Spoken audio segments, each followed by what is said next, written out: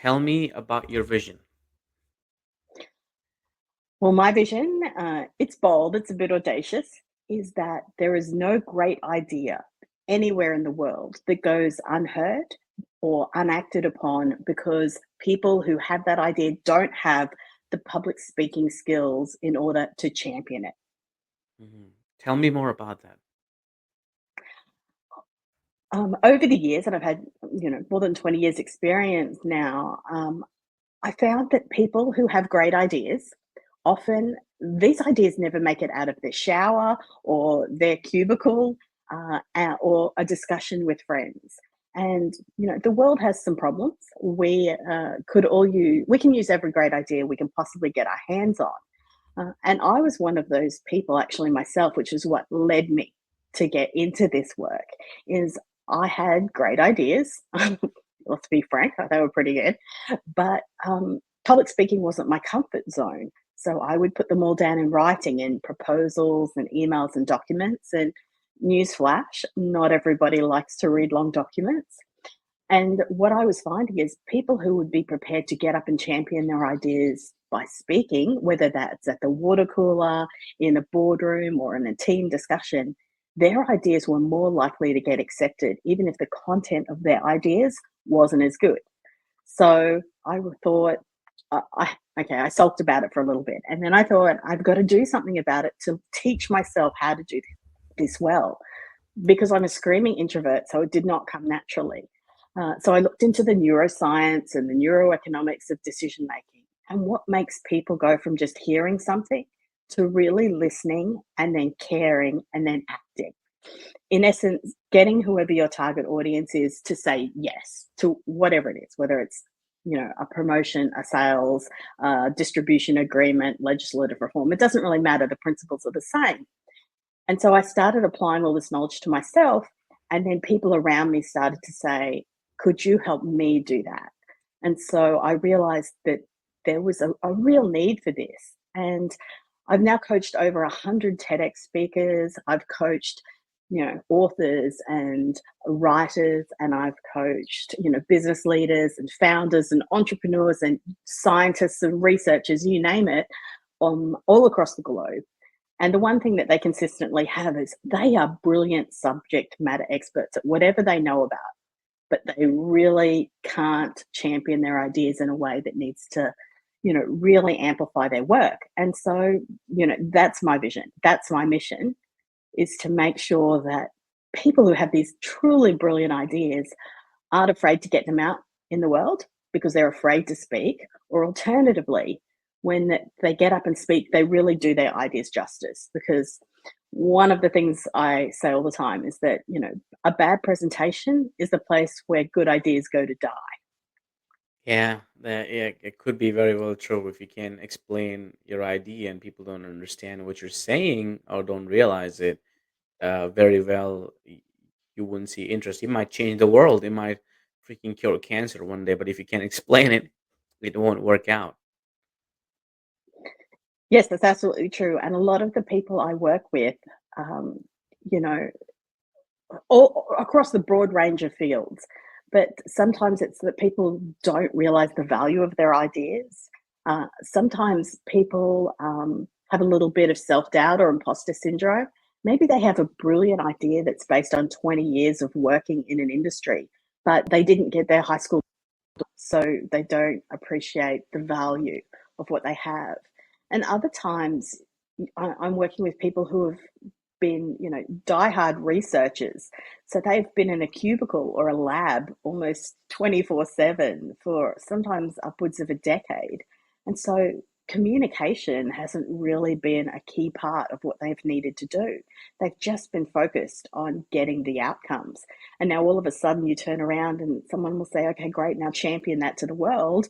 And instead, it just sits, in a thesis or a document or a strategic plan or a business proposal on a shelf gathering dust, and it doesn't actually get acted upon. And that to me is a huge loss, not only to that person, but to all of us as a society and potentially the world, if we don't have the opportunity to evaluate that idea and put it into action.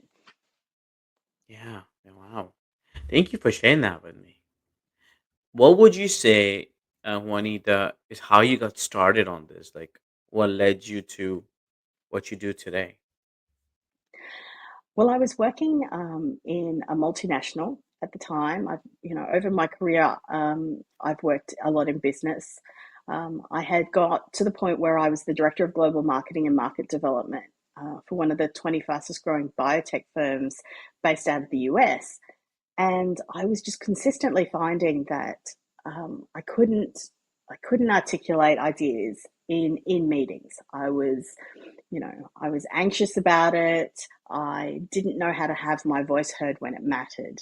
And so that's when I started doing the research. I'm like, there has to be a way to do this, and there has to be a smart way. So I wasn't interested in things like what do you do with your hands or what do you do with your vocal modulation. That to me seemed really superficial. And the people who I saw speak that resonated with me and persuaded me, it wasn't based on those kind of, hello, this. It was people who made really persuasive arguments.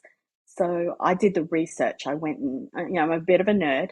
So I went and found every research paper and every study I could find on how does the human brain decide what to listen to. And once you've listened, then actually take action. Because that's what I was interested in neuroeconomics, which is the study of neuroscience as it relates to decision making. And so I just nerded out and read everything I could get my hands on and then said, okay, here are some strategies I should apply and I could try. And I tried them on myself. I made myself my own guinea pig for years. And I worked out what worked and what didn't. And eventually I found a process that could work for extroverts, but it also worked for introverts like me, and it works for people who have lots of speaking or no speaking. And at its basic core, it's about persuasion. So I'm not the slightest bit interested, really. You wouldn't come to me if you just wanted to learn how to give a great wedding toast. I mean, that's not my kind of public speaking. That's great and it has a purpose unto itself. But my entire focus is on persuasive speaking. So speaking for purpose, speaking when there's an objective at the end and you want somebody in the audience or multiple somebodies, whoever your target is, to say yes to something. And so I got into it to answer your question because I needed to. I wanted to have my voice heard. I had ideas I believed in, and I recognized that if I wanted to champion them, if I truly believed in those ideas, then I had to suck it up and learn how to do this because in the real world, you have to be able to champion your ideas and do them justice. Yeah. Wow. That's a great story. Where would you say then, now that you're here, is where does this journey lead you? Like, where do you think you're going with your vision? Oh, that's a great question. I think I see success every day, and the success of the people I work with, like their success stories are the reason I do what I do. So I will see, TED is a great example. I work with TEDx speakers. I run TEDx Brisbane. So I will work with selecting our speakers and working with them on the speech writing, the script editing, and the actual speaker coaching for months in the lead up to the event. For us, TEDx is better than Christmas. And on that day, you'll see between 16 and 20 people that you've worked with for months get up and they will champion and explain their great idea uh, in a way that is its best possible, shortest, most succinct, most powerful, most persuasive form. And I'll just be standing, in the side stage wings, just, so proud and so excited and so fulfilled that, okay, I'm doing exactly what I should be doing in the world. They're not my ideas, they're other people's ideas, but my purpose, the thing I've been put on the planet to do, if you believe in that type of thing, is to help other people amplify their ideas and champion them to the world. And that's how I'm going to make a difference. The world is being made a better place by these people's ideas because they're amazing. And I'm just helping them to get to the point where the world knows about them. Thank you for sharing that. Yeah, that's very powerful. Um, I have one more question for you for today before we end today's segment. And that question is, what held you back all those years, as leaders, we want to learn from our mistakes, and we want to learn from all the bad things and good things we do. But a smart person and a great leader is who can learn from other people's mistakes. So, through your area of expertise, what were some of the things that held you back through your journey? There were several. So I think the first thing is that I thought the world should work in the way that I wanted it to. So I thought if I put a really compelling argument together and I put it in my preferred medium or channel of writing, then that should be good enough and everyone should read it. Rather than accepting this is how the world is and I need to work out how to speak persuasively and get over being an introvert. So that was my biggest thing that held me back for the longest time, which was, a ridiculous concept that the world should change itself to my preferred mode. I think the other things were the things I see commonly in all of my speaking clients, which is self doubt about whether or not I was good enough. Like, who was I to get up and make these assertions?